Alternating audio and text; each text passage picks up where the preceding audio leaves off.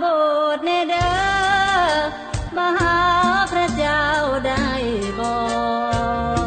พระเจ้าเฝ้ารอให้เรามานมัสการมีเรื่องวุ่นวายคุยกับพระองค์เท่านั้นอาทิตย์ก่อนไม่มาสักวันอาทิตย์นี้ต้องมาให้ได้พระเจ้าท่าเด้ออย่าเผลอเดินหนีพระบิดาท่านคือปัญญาคอยปรับทุกเวลาวุ่นใจยามมีปัญหาที่พึ่งพระองค์ช่วยได้ถึงเราจะไปแห่งไหนพระเจ้ายังตามเป็นเงาที่เก่าเวลาเดิมมาสร้างเสริมหัวใจพึ่งพิงพระองค์รักจริงจะสร้างภูมิคุ้มกันยามเหงาบ่ได้อธิษฐา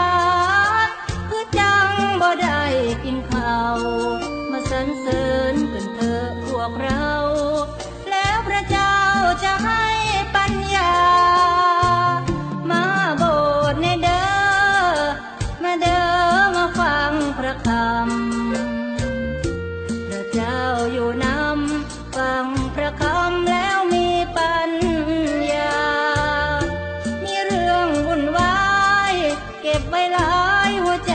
อ่อนล้าโปรดมีไว้ให้เราเข้ามานมัสการพระเจ้าทุกคน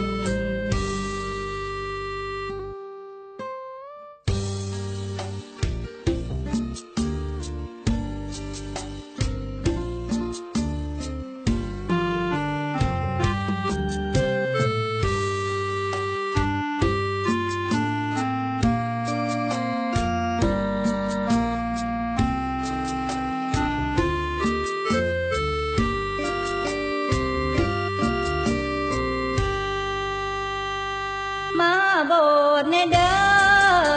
มาเด้อมาฟังพระคำพระเจ้าอยู่นำฟังพระคำแล้วมีปัญญา